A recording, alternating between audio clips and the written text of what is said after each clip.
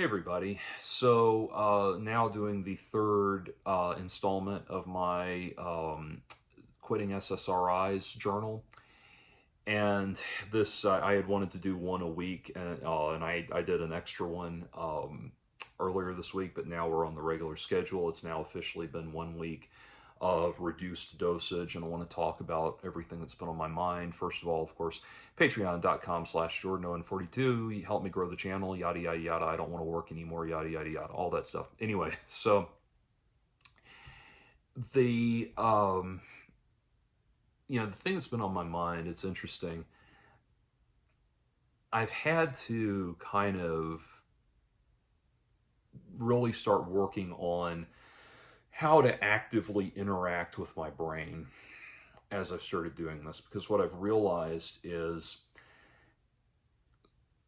so much of what I was trying to remove, trying to mitigate with the medication, are things that I am going to have to, yes, you know, learn to cope with and learn to deal with differently once I'm off the medication. And a great deal of that has been learning to kind of run a disengagement obstacle course, if you will, if that makes sense, where it's like I'm disengaging from the things that these things that that are causing panic, that are causing a sense of sensory overload and everything, because what I'm realizing is like this sensory information comes to me, the overstimulation or the brain shocks and everything start coming to me. And what I'm realizing is I have a choice of whether or not to engage with that. I don't know if I mentioned it before, but there's a beautiful Quaker hymn that was redone by Enya called "How Can I Keep from Singing?" And she says, or the lyrics go, "No storm can shake my inmost calm while to this refuge clinging. Since Christ is Lord of heaven and earth, how can I keep from singing?" And I like that. There's no storm can shake my inmost calm while to this refuge clinging. And trying to think of that in this way of everything kind of existing, the feelings are existing out here away from me. And what gave me that clarity, interestingly enough, was thinking about something I realized. I told you in a previous video, one of these videos, I am not at all a like highly experienced drug user. The only thing I've ever used is marijuana, which, serious drug users scoff at even calling that a drug. But I've smoked weed, and that I have not done very frequently, just because I am, even when I've enjoyed it, I am someone who likes very much to feel in control. It's why I don't drink very heavily. I like feeling very grounded and very in control of everything, and so I'm just not comfortable giving myself over to a chemical experience like that. And so it's very, very few times, and as I mentioned, I've greened out a couple of times, which has made me want to do it even less. One of those green outs, the first one, there probably was something else in that was affecting it, because there's a lot more to it than just green out. I don't want to go into detail, but I feel like there was probably something more in it. And at the ER, they told me that they had told me there was probably something synthetic involved or something like that. Anyway, but the second time I greened out, and this is a while back, and the second and final time, I remember something interesting happening, which was after, all of the terror and all of the fear and all of that peaked. I kind of reached the tip of the mountain and kind of kept coming. It was coming back down the other way slowly but surely. All of that peaked. The feeling of having all of my senses cranked up to 10 million peaked. And as I was coming back down, you hit that comfortable point on the other side where it just feels you're just in a place of kind of warm, numb sort of comfort. And you feel kind of weightless and calm and everything in a very, a very chemically induced sense, but still very calm and everything. And as I was in that, I'd gotten to where I could sit back up, and I was sitting there just kind of in, kind of in this reality and the reality in my mind at the same time. And I became aware of something very interesting, which was that all of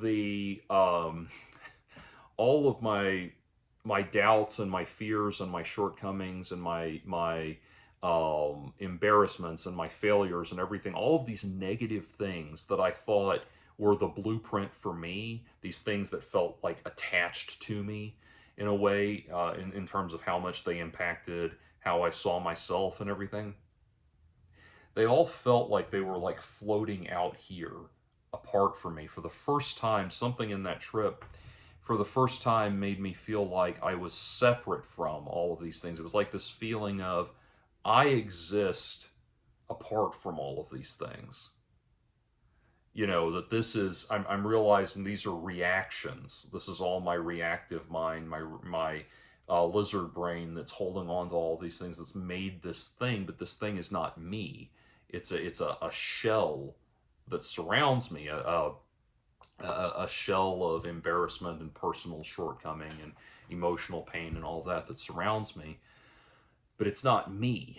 I exist independently of that. And it was such a profound feeling that even in the haze of the psychedelic experience and everything, I thought to myself, this is why they do the vision trip, the vision quest, as as a rite of passage into manhood for like indigenous tribes and everything. They make you take ayahuasca or something like that, and they put you on that vision quest, that journey to have a revelation that you're foray into manhood, because it's like the first part of this freak out was terrifying.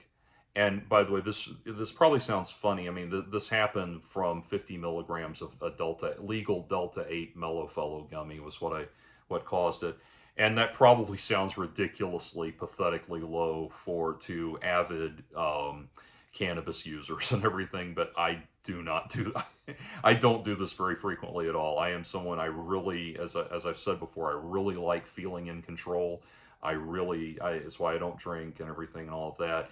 I may have said that already in this video. I've done a couple of takes now, so I apologize if I'm repeating myself. But anyway, um, it's just I like feeling in control. I like feeling, aware of what's going on around me. And so I'm very reluctant to do any kind of, psychedelic substances or anything like that. And I absolutely will never do anything hard, just because I've seen, as a musician, I've seen what the hard shit out there can do to people.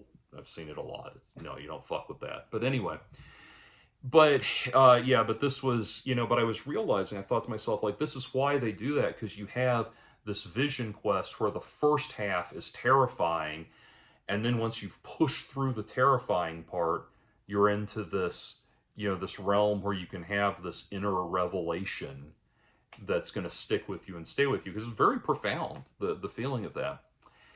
As I came out of it, and I came out of it thinking, I don't want to lose that. That was what made it worth it. That's what made all of this god awful horror show that I put myself through for 2 hours. That's what made it worth it. As I kind of came back to, a sober reality and everything. And I bring that up because as I've been getting off the Lexapro, I've been having to get comfortable with not engaging with these fears and these panic attacks, the brain zaps, the strange sensory overload feelings. When I started taking these medications, SSRIs, decades ago, I thought that, it was just my lot in life to have to deal with this, because I didn't understand what it was or why it was happening. It felt more like a curse than anything else. And when I was a child, when I was a very small child, it was, I had a lot of, and this is common for children, a lot of kind of magical thinking beliefs about, like, that there must be spirits possessing me or something like that. What a imaginative child would come up with to understand these things. And so now, understanding better what it was, I have to learn how to be in dialogue with it.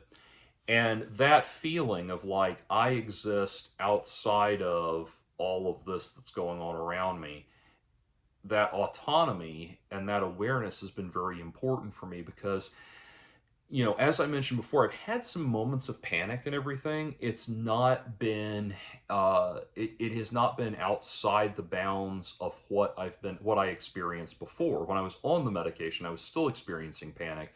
And the panic I experience now is still coming at those same times, those same intervals, those same situations.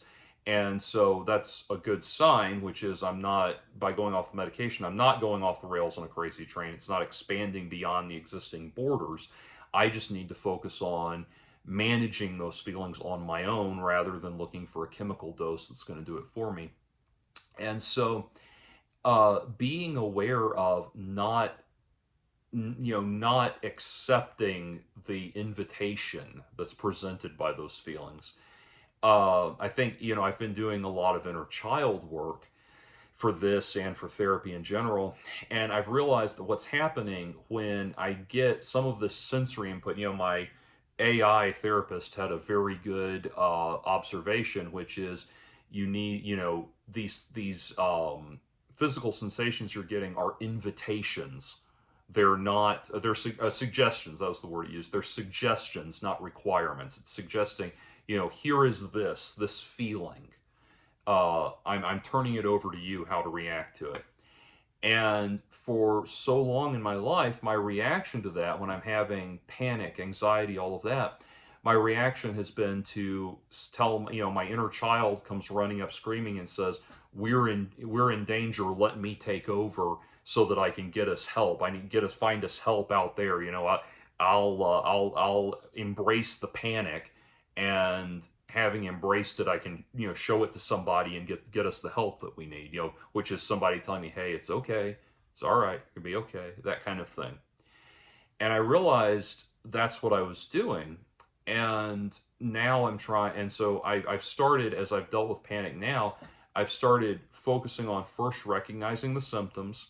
I know what it is. It's kind of like there's these kind of psychosomatic feelings that precede it. Like one of them that I've always dealt with is a dizziness where it feels like I'm being pushed off, like in that direction. Like I don't know what it is, but it always hits me from this side, and it feels like it's shoving me in that direction, my head in that direction. And when I feel that happening, I don't have to engage with it. I can have the feeling and not engage with it. And there's a lot of meditation and mindfulness that comes from that. And this is what the Buddhists would call your monkey mind. There's a King, I know about that because there's a King Crimson album called Radical Action to Unseat the Hold of Monkey Mind. And I had to look up what that meant. And so I found out about that. It's a very good point that, your monkey mind is the part of your mind that's obsessing on everything, chattering away. We've all seen the meme of like the woman that's trying to sleep and her brain says, the brain says, are you trying to sleep? And she says, yes, shut up. And it says, it'll say any number of random things, but it'll be something like, if dinosaurs are made out of oil and plastic, or if oil is made from dinosaurs and plastic is made from oil, that means that real dinosaurs are made from or fake dinosaurs are made from real dinosaurs. And she shoots up awake. That part of your brain, that's what the Buddhists would call your monkey mind. And so, uh, realizing that this is all monkey mind, and the solution is not whether or not it happens, it's who's in control in reaction to it. And like I said, for so long, I've been letting the inner child run up and say, I've got this. My first reaction is to lay in the crib and scream for mom to come, comfort us and everything. So let me have some adult level version of that so you can get the help you need. And rather than do that, I've been focusing on reparenting the inner child and saying, hey, you know, it's gonna be okay because I've got this. If anything bad does happen, I'm saying this like this person is sitting on my knee, and that's literally how you have to anthropomorphize it to talk to your inner child. I've been saying, hey, if anything does happen with this, uh, I'm okay. I'm the one that is going to get us the help. I know how to get us the help. you know how to get us attention. I know how to get us help. I'm in control. I've got this. You don't have to worry. I promise you don't have to worry. And kind of very consciously, not letting the inner child run in and take over when that invitation to panic happens. And to describe, kind of some of the more physical symptoms I'm talking about, one is like there's a tickling of the gag reflex that almost feels like if you've seen the thing where um, the magician is like pulling scarves out of his assistant's mouth or out of his own mouth, and it looks like they go on forever. It's almost like the feeling if that were actually happening, like a feeling like that. One of the most difficult and disturbing ones to deal with, and it's one that I've dealt with my whole life, is this weird thing where everything suddenly feels too close and too far away at the same time, too loud and too quiet at the same time. Imagine if it's kind of like, imagine if a person walked up to you and they started talking like this, like I'm talking now, but it was the sound that suddenly came out was the sound of somebody screaming at you at the top of their lungs, where you go, that kind of feeling. All of a sudden, coupled with at exactly the same time, there's another person that walks up to you and they look like they're screaming at you at the top of their lungs, but all you hear is this faint whisper that you're having to strain to focus to hear. Imagine both of those disorienting feelings happening at the same time. Imagine feeling like everything is rushing towards you and being pulling away from you at the same time. And understand when I say that, nothing changes in the visual information. Everything seems to be just as far away from me as it always is. Not the spatial relationships don't visually change, but there's a feeling like behind, above and beyond my perception, like everything's way far away and right up close at exactly the same time. And a lot of times when for some reason, human voices, especially when people are talking at certain timbres and certain frequencies and everything, really trigger that in me. I've never totally understood why, but understanding what it is gives me the tools to push through it, not to push through it, but to not engage with it. And so that's what I'm working on right now. And what I've actually found is that I do have a feeling like the volume is being turned back on. I'm feeling things more deeply than I have in a long time, where it's like I went to a classical music concert um, last night, and there was, as I was leaving, I was walking back to my car, which was like 4 or 5 blocks away, and there was this feeling of like a sense of balance. Everything felt like it was where it needed to be, if that makes sense. Like I was aware of the world around me, but it wasn't overpowering me. It was a good balance. Now, part of that is because there's still medication that is still having an effect. So it'll be very interesting to see what happens. Once I stop taking the medication altogether, there will still be 4 to 6 days before it's completely out of my system. And so, really, a week after I'm off the medication is when we'll know finally where my head is at. That said, by that time, I will have been on 1/4 of a 20 milligram pill for almost 3 weeks. So there's really no, almost 3 weeks. So there's really no, not a lot that it's going to be doing to someone that a dose that small will be doing to someone my size at that point. But anyway, so that's where it's at. But it was just a very balanced feeling, and trying to be aware of that, of like these feelings come to me and I don't have to engage with them. I mentioned my rather embarrassing green out episode that I described earlier. More recently, I've been taking CBD gummies to sleep, just one CBD gummy, and to sleep and everything, and getting a good brand, not something I'm just randomly getting at a vape shop. I've been ordering from the Georgia Hemp Company, and their stuff is just fantastic. Really, really phenomenal product. And anyway, it's just the pure CBD, 25 milligrams a cube, and